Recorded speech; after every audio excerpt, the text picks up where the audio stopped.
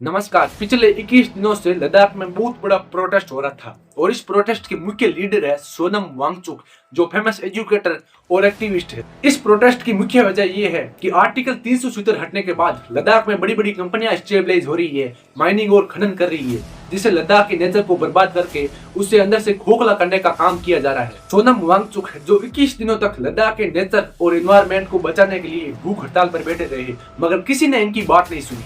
आपको पता है, कुछ दिनों पहले छत्तीसगढ़ के हसदेव फॉरेस्ट को बचाने के लिए इसी तरह आंदोलन हुआ था, मगर उस बात को भी दबा दिया गया। मणिपुर फार्मर रेसलर और अब लद्दाख प्रोटेस्ट, किसी का भी जवाब सरकार के पास नहीं है। हमारा मीडिया पूरी तरह बिक चुका है और इसी कारण ये न्यूज लोगों के पास पहुंच नहीं पाती है। टीवी चैनलों में बस यही न्यूज चल रही है कि योगी जी ने मुख्तार अंसारी को मरवा दिया और इसी सहानुभूति से लोग वापस वोट भी करें। आखिर क्या है लद्दाख प्रोटेस्ट की मुख्य वजह, क्या है आर्टिकल 370 और क्या है 6 शेड्यूल, आइए जानते हैं इस वीडियो में।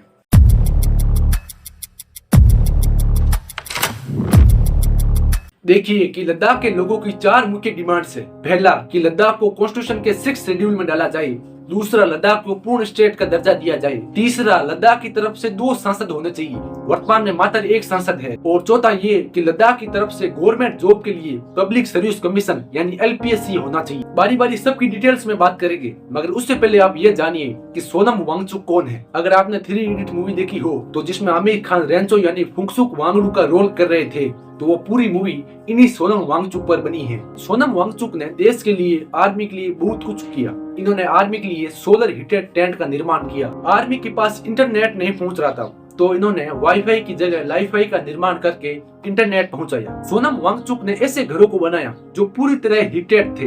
दिन में सूर्य की रोशनी अंदर तो आ पाती, लेकिन रात को वह हीट बाहर नहीं जा पाती, ताकि आर्मी के सोल्जर को गर्मी कम लगे। इन्हें बड़े बड़े अवार्ड से नवाजा गया। ये खुद बीजेपी के सपोर्टर रहे, फिर चाहे चाइना के अगेंस्ट बात हो या आर्टिकल 370, हर बात पर इन्होंने बीजेपी का स्वागत किया। मगर अब इनका मानना है कि बीजेपी अपने फायदे के लिए लद्दाख को इन कंपनियों के हाथों देकर लद्दाख को पूरी तरह खत्म करना चाहती है। देखिए, कश्मीर से आर्टिकल 370 हटने के बाद लद्दाख की पब्लिक को ऐसा लगा कि उनके लिए कुछ नए सुझाव दिए जाएंगे, कुछ नई चीजें जोड़ी जाएगी, मगर 5 सितंबर को कश्मीर से आर्टिकल 370 हटा दिया गया। आर्टिकल 370 कश्मीर को अपना अलग संविधान बनाने का अधिकार देता था और जो 35A था ये कहता था कि जो रिमेन भारत है, शेष भारत है, वहाँ के लोग स्थायी रूप से जम्मू कश्मीर में जाकर नहीं रह सकते। इन दोनों धाराओं को कश्मीर से पूर्ण रूप से हटा दिया गया था। और अब सबसे बड़ी समस्या ये आई कि 5 अगस्त 2019 को जब से आर्टिकल 370 हटाया गया था, तभी से लद्दाख को अलग से यूनियन टेरिटरी बना दिया गया और जम्मू एंड कश्मीर को भी अलग से यूनियन टेरिटरी बना दिया गया। जम्मू एंड कश्मीर पहले फुल स्टेट हुआ करता था, लेकिन 2019 में इसे तोड़कर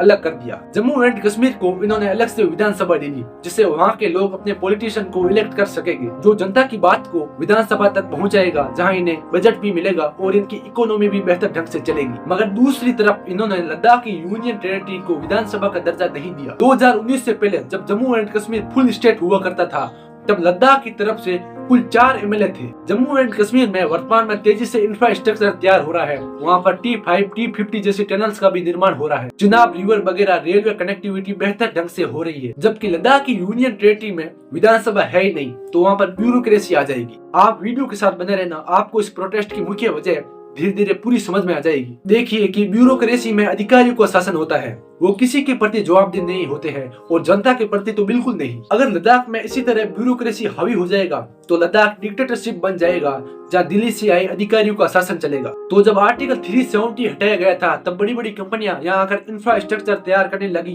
टूरिस्ट पैलेस खोलने लगी, बड़े बड़े होटल, कोल माइंस खोलने लगी। इससे क्या हुआ कि लद्दाख का नेचर, वहाँ का एनवायरमेंट, पहाड़, नदियाँ सब खराब होने लगे और इसी कारण लद्दाख के लोग सड़कों पर उतर आए और उनकी मुख्य डिमांड थी कि लद्दाख को शेड्यूल 6 में जोड़ा जाए। इंडियन कॉन्स्टिट्यूशन में शेड्यूल 6 है, जो जनजातीय क्षेत्रों को अपना अलग कानून बनाने का अधिकार देता है। जिला स्तर पर, पूरे बड़े लेवल पर नहीं देता है। यह ADC देता है, यानी ऑटोनोमस डिस्ट्रिक्ट काउंसिल। यह सिर्फ एक जिले तक ही सीमित है। जिस जिले में ऐसा लगता है कि यहाँ के लोगों की स्वायत्ता होनी चाहिए, यहाँ के लोगों की ऑटोनॉमी होनी चाहिए, जिस प्रकार असम, त्रिपुरा, मेघालय और मिजोरम, इन 4 स्टेट को अपनी अलग से ऑटोनॉमी दी गई है। जैसे एग्जाम्पल के तौर पर त्रिपुरा राज्य में कोई फॉरेस्ट है और वहाँ की जनजाति उस जंगल में अपनी आस्था के अनुसार पूजा पाठ करती है, तो कोई भी कंपनी उस जनजाति के लोगों की इजाजत के बिना उस जंगल में माइनिंग या खनन नहीं कर सकती। अब मोटा मोटी देखें तो शेड्यूल 6 यह कहता है कि जिस जिले में जनजाति या बहुत पुराने ट्राइबल्स रहते हैं तो वहाँ ऑटोनोमस डिस्ट्रिक्ट काउंसिल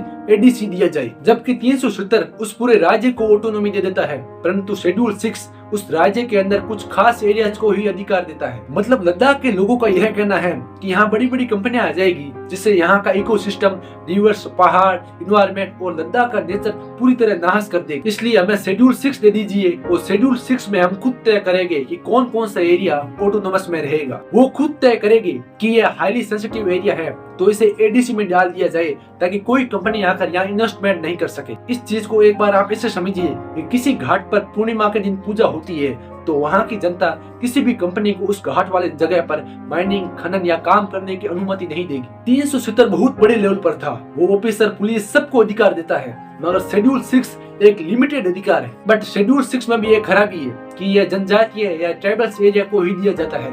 अब क्या है कि लद्दाख के कुछ एरिया में तो ट्राइबल्स रहते हैं, जनजातीय क्षेत्र है कुछ एरिया में, और कुछ एरिया में जनजाति नहीं है, और शेड्यूल 6 तो सिर्फ जनजाति को ही दिया जाता है। मगर इन लोगों की यह समस्या नहीं है, इन लोगों की मुख्य समस्या इकोलॉजी और पर्यावरण को बचाना है। वरना उत्तराखंड के जोशीमठ में जो तबाही हुई थी वह तबाही लद्दाख में होते समय नहीं लगेगा। अब गवर्नमेंट लद्दाख को शेड्यूल 6 को छोड़कर आर्टिकल 371 में डालने को सोच रही है। अब 371 भी शेड्यूल 6 की तरह ही है। किसी स्टेट के अंदर अगर आप किसी एरिया को स्पेशल प्रोटेक्ट करना चाहते हो तो वहाँ के लोग उस एरिया के लिए स्पेशल लॉ बना सकते हैं। अब लद्दाख के लोगों की तीसरी डिमांड ये है कि जैसे सेंट्रल गवर्नमेंट अपने ऑफिसर की नियुक्ति के लिए यूपीएससी का एग्जाम लेती है, राज्य सरकार पीसीएस के थ्रू एग्जाम लेती है, जैसे राजस्थान में कोई एग्जाम आरपीएससी के थ्रू होता है, उसी प्रकार लद्दाख में भी एलपीएससी यानी लद्दाख पब्लिक सर्विस कमीशन का भी गठन होना चाहिए। इसके अलावा छोटे कर्मचारी है, जो मिडिल लेवल के कर्मचारी है, उनकी भर्ती के लिए एसएससी होनी चाहिए।